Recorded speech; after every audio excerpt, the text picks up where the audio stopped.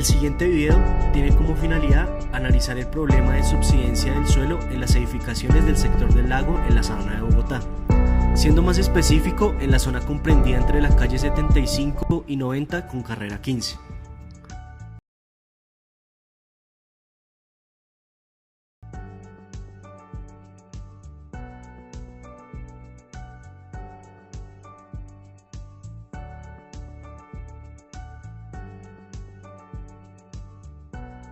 La pérdida de verticalidad de estas edificaciones se puede atribuir en grandes rasgos al tipo de suelo sobre el cual se está apoyando y la pobre cimentación que se posee.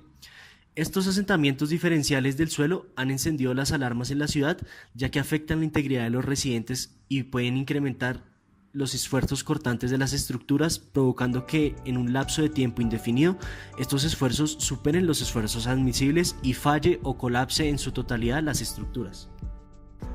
Además, generan que el tránsito por la zona por parte de peatones, ciclistas y motorizados se vea comprometida y sea poco placentera dado el mal estado y el agrietamiento de la infraestructura vial por los cambios de verticalidad a lo largo de la carrera 15. Lo anterior se pudo corroborar dado que se realizó una visita a la zona que permitió evidenciar el fenómeno y consignar datos de los diferentes niveles de asentamientos de dos estructuras ubicadas respectivamente en la calle 75 con 15 y 79 con 15. Las estructuras demostraron la misma tendencia del suelo a asentarse alrededor de 39 o 51 centímetros respecto a la cota de referencia, por lo cual se tuvo que adecuar un sistema de escalones que no interrumpiera el acceso a estas estructuras. Respecto a la norma sismo resistente, estas estructuras superan los límites de tolerancia para asentamientos totales de construcciones mediaderas con conexiones vecinas de 15 centímetros. Por otro lado, según la zonificación de Bogotá y el decreto 523 del 2010, esta zona evaluada se encuentra sobre suelos blandos, principalmente arcillas de procedencia fluviolacustre de consistencia media firme depositadas durante los últimos 100.000 años en zonas demarcadas con color gris en el mapa de microzonificación sísmica. Estos suelos poseen espesores típicos de 200 a 300 metros en el oriente de la ciudad. Los suelos son difíciles de manejar y poseen las siguientes propiedades típicas.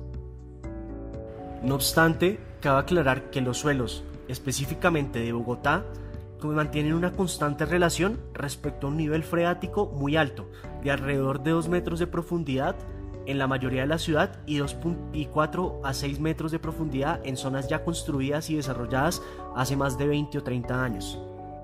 Ello se debe a que principalmente Bogotá era catalogado un lago y el nivel freático no bajó mucho respecto a las preconsolidaciones que se realizaron en el suelo. Ahora pues, con el fin de realizar un análisis de las estructuras, se presentará la hipótesis de falla. En primera instancia, se puede atribuir a la deficiencia de los estudios de suelo, ya que según recientes estudios, las cimentaciones de este tipo de suelo arcilloso requerían de alrededor de 40 metros de profundidad, pero dadas las pocas restricciones que se había en la época, se optó por una cimentación superficial de alrededor de 4 metros de profundidad. Además, hace 30 años se tenía el mito de que los pilotes no funcionaban en suelos blandos y que se hundirían. Por otra parte, este fenómeno de subsidencia se asocia también a la sobrecarga por parte de las estructuras y al constante abatimiento del nivel freático por la permanente construcción de nuevas estructuras en la zona. Lo anterior trae consigo el efecto de la aceleración de la consolidación de los suelos arcillosos. Para el análisis de sensibilidad se tomaron dimensiones típicas de zapatas cuadradas en Bogotá según la literatura y la información extraída de la visita realizada. Se obtuvo una zapata equivalente a 6 metros por 6 metros con 50 centímetros de espesor. A su vez, dado que la ruta de carga consiste en columna zapata, la carga admisible y de referencia hace alusión a una carga promedio para una columna de una edificación de 3 placas flotantes equivalente a 4.000 kN. A su vez, por simplicidad, se tomó un factor de seguridad de 3. A continuación se presentará una tabla que resume la geometría de la zapata.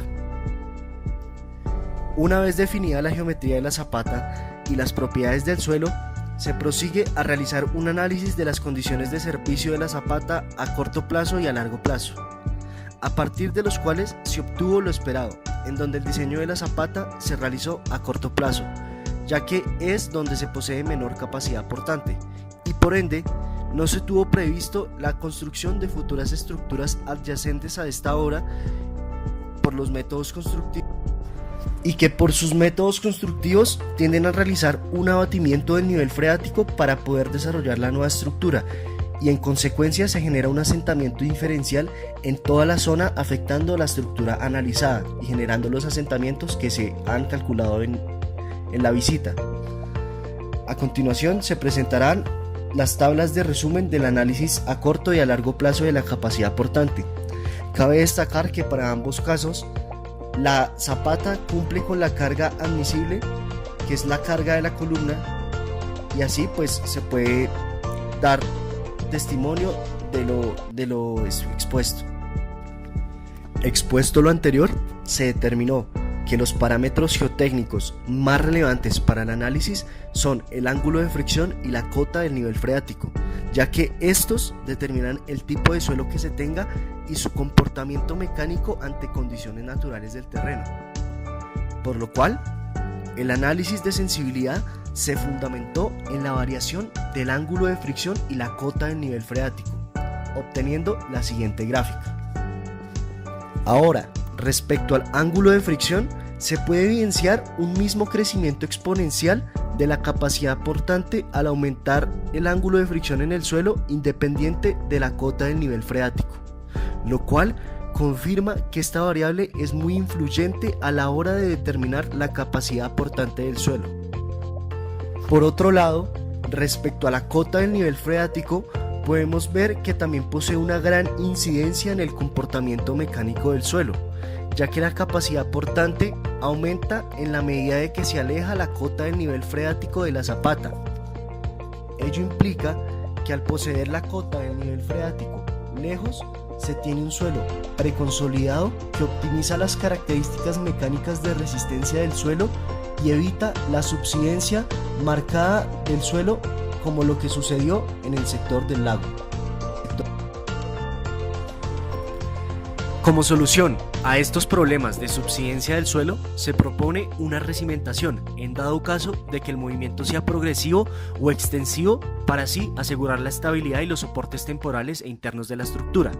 Sin embargo, para rehabilitar por completo las estructuras sin comprometer su estado de servicio, se recomienda una técnica mixta de consolidado que combina la alta capacidad de carga de micropilotes hincados con la potencia consolidante de las resinas expansivas.